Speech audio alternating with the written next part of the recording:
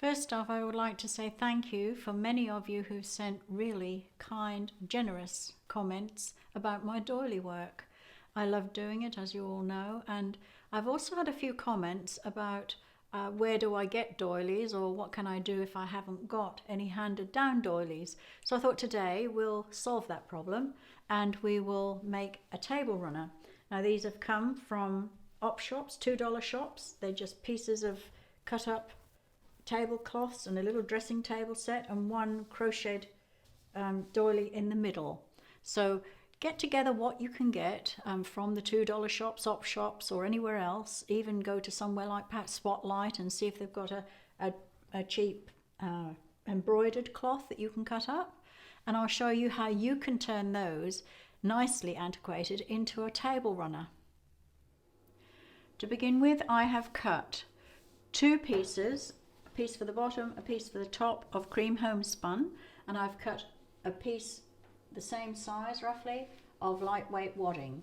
Now I've cut the homespun selvage to selvage about 20 inches long, because I'm not going to end up with a 20-inch width, but I like to have it bigger to begin with, and then I cut it back when it's quilted and it makes it a really nice finish. So that's what you need to start with: your homespun, your lightweight wadding, and now I'll show you the doilies and things that you will need next.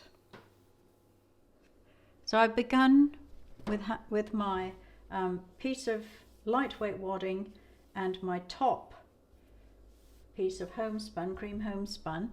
I've just laid out a couple of pieces. They're not stuck down or anything yet, not stitched down, but this is just so you can see. I have put rickrack around this cut piece. This was the original one. That's the opposite to that. It was on a cloth, got from a store or an op shop, and I cut it into pieces, and I'm going to just put that in. That will go the opposite way to that. Just lay it in. That's just roughly. Now in order to get rid of that raw edge, which we've got here, I'm just going to put a piece of, now I've got white rickrack, you might have different colours, but I'm just going to stitch that all the way around that piece so it looks like that. And I will just show you underneath here, I didn't have quite enough, but that doesn't matter because this one will go over the top. This one is an original crocheted doily. These others are just pieces I've got from either $2 shops or from op shops or something. They're not, this one is cotton, they're not all cotton. You can use, I'm going to pop that one on there for now. You can use even something like this. This is actually a synthetic. I'll wash this over. You could even cut around all the little flowers on the top. You can use that. You could just get this one. Now this one, I think this was 50 cents or something. It's polyester, but nobody's going to know when it's laid out that it's polyester because you can put things on the top of it. So you can use anything. You can get them for next to nothing. Use any that you've got, like that's another one just bought in a Spotlight store or somewhere. You can use all of them. You don't have to have heirloom doilies to make it look nice. So I'm going to stitch this piece onto there and onto there, press it out, and I'll come back and lay it all out again, of course. Now the centerpiece, I have got the full doily underneath, but I may just cut some of that out, possibly around here. I usually cut out where the stitch has joined so that it doesn't fray. So this centerpiece will remain whole. You can always tell with a crocheted mat where the stitch has joined to the next row. So I've got that. Now for the middle, just pop in there. For the middle, choose something that's just again a synthetic one. Choose something that will go in the middle. I will actually turn that round a bit so you can see the pattern better. Choose something that will contrast, so you can put something like that in. This is an original crocheted one, an old one, which I happen to have. You could put something like that in the middle, or again, you could put a white on white if you wanted. Just use whatever you can find, whatever you've got, because it will end up looking like it's a bit antiqued, but it's not, and it's just to show off these lovely embroidered pieces, because they are what a lot of people are telling me that they've got. I've laid the pieces out, but now this crocheted mat is heavier than the piece I put on the top of it, but I didn't want this, I've cut the center out, but I didn't want this piece showing through here. Now I can top quilt around there where it's white underneath and make that look fairly good. So what I've done is I've actually just put a little bit of lightweight wadding to fill that gap to keep the white underneath. You could use anything. You could put another piece of white cotton underneath it, just whatever you've got. But then I'm just going to put that on the top there. And I use 505. You can pin, but I like the 505 because you can lift it and lay it down, and it grips again all the time, but it doesn't stick your sewing machine needle up. So I've laid it all out. I put the rickrack around here again. Don't worry if there's a couple of threads somewhere, you can trim those off later. This I can use in something else. And now I'm ready now. I've tried to keep it symmetrical because I'm like that. I like it to be even. But this is too wide, so I will cut it back after. My main aim is to not have anything else busy in here. I'm going to quilt something in these little pieces here, so it will end up just quilted rather than have any more doilies in. But I think you've got a nice arrangement of colour there.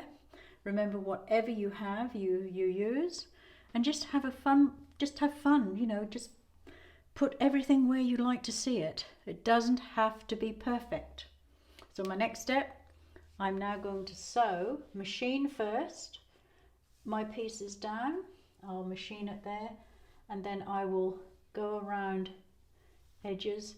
I will go around there once with a machine, but I will hand stitch down any curved pieces, any loose pieces. It all needs to be nice and secure. Remember, just those 2 layers. I have stitched my pieces on. I have there are still some that I haven't secured down. I've laid out my backing fabric just underneath there, but I may, because my backing fabric, I was using what I had, but my backing fabric is only the same size as the top, so I could end up, when I take this to the machine again, I could end up using something like that on the back and binding, or I've got extra pieces here. So use what you've got. This is the whole object of the exercise. Use what you've got, what you can find that isn't going to cost you a fortune. So this has been stitched down. I've stitched it around here. Now you will see, you can still see like a little honeycomb effect, which is the crochet work underneath. I like that. So I will stitch around there. I will stitch this piece on the top there. As I said, you can use anything you've got. And I've just stitched the end pieces on. I've been around these little curved edges, secured them. I'll just show you so you can see the stippling on the back there and there. And now I've put the 3 pieces together, I'm going to stitch down again. I will stitch a line of sewing around there, and then I will hand sew those edges down. Now this has got the rickrack on. It's quite secure. It doesn't really need anything adding to it, but I'll just show you closer about the stippling. This piece was originally, I cut into pieces. It was an embroidered cloth.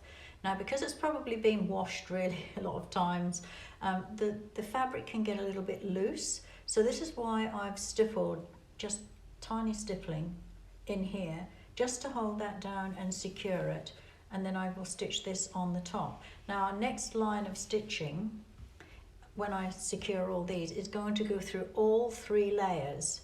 So what it will be around there. I will probably put a little circle or something in this one just to secure it, and this is already nice and secure, so all I do is go around again with a straight stitch just around the edge. This one still has to go on. That also will go through all 3 layers, because this, remember, this has got the bottom, it's got the crocheted mat, then it's got the little dressing table mat, then it's got the little piece of wadding underneath, and this on the top, so it needs to be secured through all 3 layers. To finish it, I will stipple around, just around the spaces around here. I was going to do a pattern, but I've changed my mind. Just ordinary plain stippling. And I think you can do that easily on your domestic machines. And then I will cut it back and we'll be ready to bind.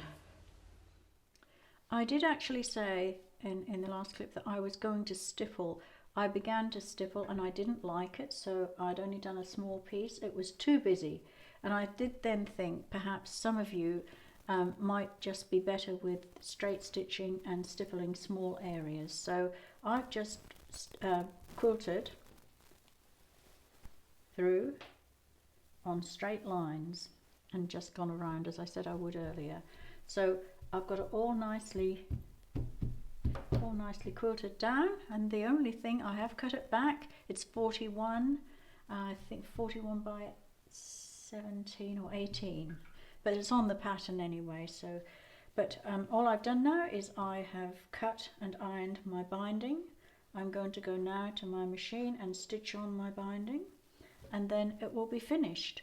But this is really all you need. It doesn't need to be fancy, it just needs a few nice embroidered pieces or old little dressing table sets or something.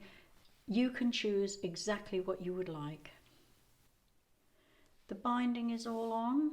I've just noticed I've still got a little bit of chalk mark left there, which I'll have to brush off, but the whole thing now is completed. It's all together, and I think it looks really nice. So that's something new that's been made to look a bit older than it really is.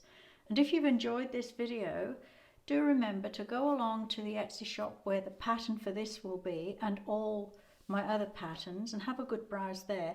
And do give us a thumbs up and subscribe and press the notification bell, because then you'll get notification of every project as it comes out. So I hope that you have fun finding your own doilies and making your own table runner.